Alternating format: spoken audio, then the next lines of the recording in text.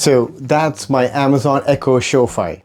I had this for a few years and it used to be lying on the desk over here, which I'll explain later down the video. Now in this video, we'll look at how to create a bracket for this Echo Show-Fi so that it's in an angle, but it holds it pretty securely and it's mounted onto the underside of this cabinet. So there'll be two specific joints that we'll be using while we're going to build this undermount cabinet structure. And one of them involves an embedded bolt and nut, which you'll normally see in 3D printed material. And the other one is a mortise and tenon joint with a wedge in it. Now these two joints, along with a multitude of other joints, are pretty interesting.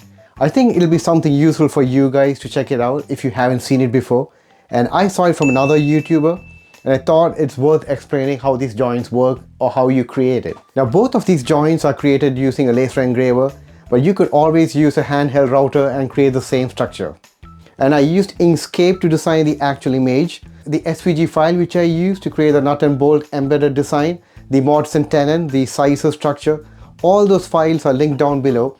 They're absolutely free, and if you want to check them out, please be free to do it. And you can modify them to suit your own needs.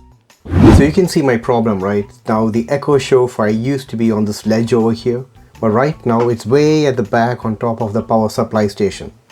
So the problem is that if there's any notification or if you want to see the screen on the Echo Show-Fi, it is a bit sad actually. You need to lean all forward and you can only still see a little bit of it. Now it used to be on this ledge over here, but at those days I had a 24-inch monitor. But ever since I upgraded to this 32-inch monitor, the real estate space on this ledge is of high premium.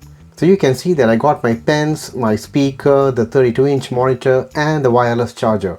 And there's absolutely no space to keep the Echo Show-Fi on this ledge. So let's see how it is if you want to watch a spot of Netflix.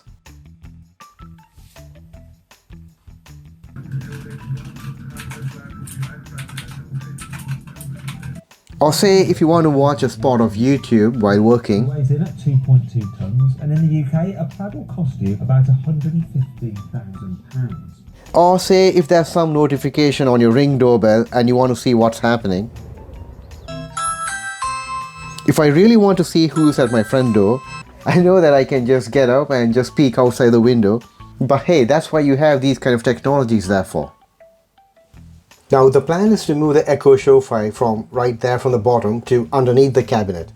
Now because I have a sit-stand desk, I need to make sure that when the desk is at its maximum height, that it doesn't interfere with the Echo Show-Fi.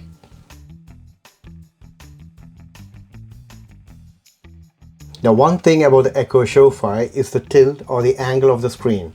So because you're sitting down and then you're looking up, I have to make sure that the Echo Show-Fi's display is tilted towards the user.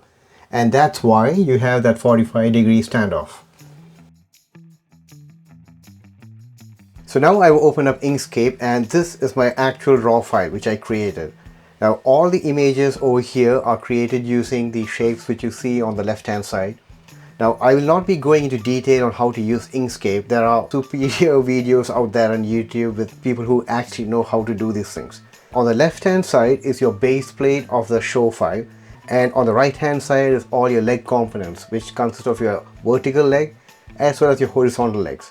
So I'm using a 3.5mm hardwood plywood as the base, and I'm sandwiching two pieces to create a 7mm thick structure. So the base plate is going to be 7mm, the vertical legs which you see over here are going to be 7mm, the horizontal legs are also going to be 7mm. The only difference is this triangle structure over here. I'll be carving around 5 pieces of them to make it super thick. Now these small holes are all for magnets. Now in case you didn't know, the Show-Fi's bottom is magnetic, so you could carve these small slots there and super glue in some magnets. And you can get this 2mm wide thickness online. If you just check that in Amazon or Temu, you'll find those things. Now the Show-Fi also has a bump out, which is around 3mm. So if you carve that along with the magnets, that's pretty strong enough to hold the Echo Show-Fi from falling off. Now the reason why I have a 45-degree tilt angle over here, so that when I'm sitting down on my desk and when I look up, the angle of the screen is such that I can just see it straight away. So this tilt is optional. If you want, you could do it. If you do not need that, that's fine as well. Now about the joints. So the vertical legs are being cut out with a slot in the middle on which the horizontal legs will slot in. But the key thing is this outer structure. So if you zoom in over here, what you will see is a cross-shaped structure. Now naturally, you know that this section is where the nut of your bolt is going to sit in. Now this is 10 millimeter wide and around 5 millimeter in height. I initially started off with a hexagonal nut, but then I found a square nut and that works with this perfectly fine. Now this length over here is the height of your bolt. In my case, I'm using a 40 millimeter length bolt. Now these two prongs over here, which you see at the top, that is 1 and 2, will actually slide in into this base plate.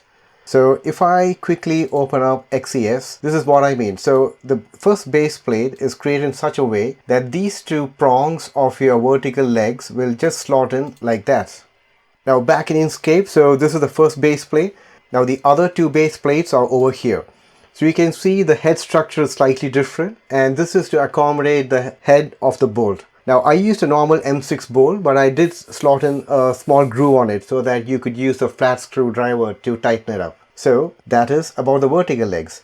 Now moving on to the horizontal legs, again you got a hole here, and this wedge which you see on the right hand side is going to slot into this hole. So if you look in the XES on the mortise and tenon page, what you see is this wedge which I showed earlier in Inkscape is going to slide in like this. Now this is a tapered tenon, so it starts at around 5 millimeter or so and goes all the way to around 7 millimeters. Now this structure is going to slot in over here. So you need to make sure that that particular rectangle which I've highlighted here is wide enough to take two 3.5 millimeter tenons of these.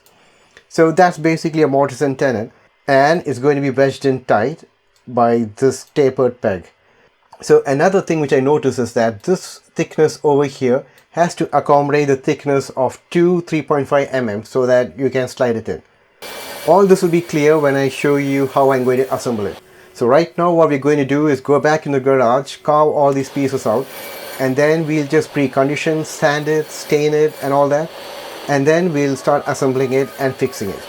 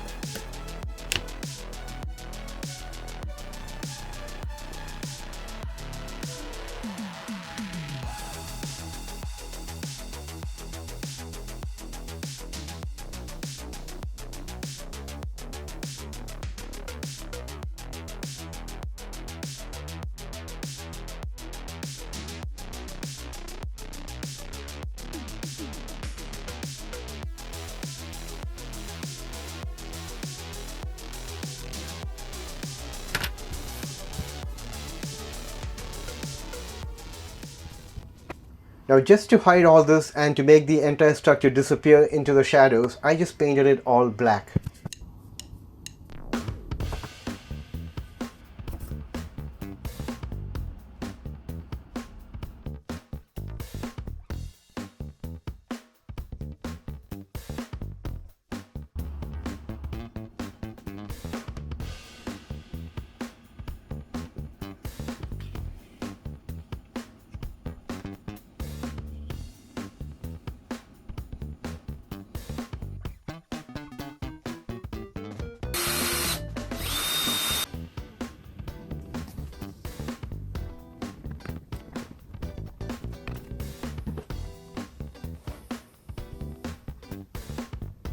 So now I'm holding the vertical standoff piece, and that just slides into the mortise on the stand. And I'm going to use this peg or wedge to just really wedge it in. So the wedge was a bit tight, so I just used a little bit of wax to get it in smoothly. Now this is really a solid structure and there is no play or movement in it at all. Now this under cabinet holder slides in right between those two prongs.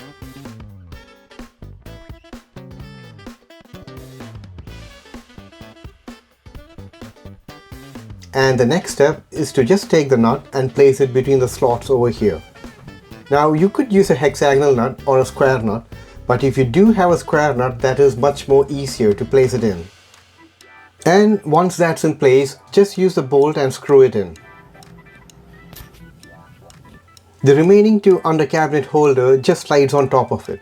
Now the reason why I made it so thick is to just hide the head of the bolt. And that, ladies and gentlemen, is the finished piece. So now you could see the embedded nut and bolt mechanism to hold all these things in place. And you can also see the mortise and tenon joint with the wedge inside it.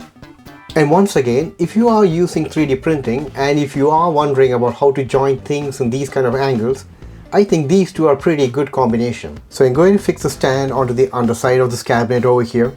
And for that, I'm just going to use a thin pen and just mark it where the screw holes are. Once this is done, I'm just going to pre-drill it and then screw it in manually using a screwdriver.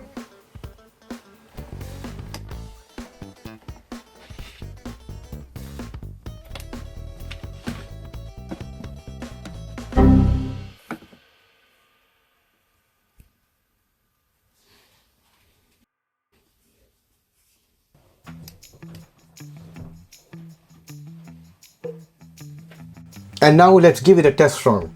So first I'm just going to listen to some YouTube music.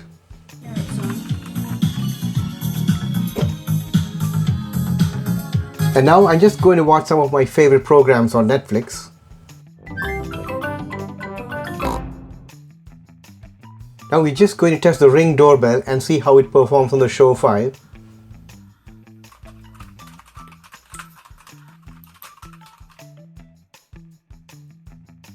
So I hope you enjoyed this tiny little project. If you are interested, there are some affiliate links down below. There's a special link for the S-Tool S1 in case you're looking for a discount as well. So that's it for this video, guys, and thanks for watching. Please hit the like, subscribe and comment down below. Bye for now.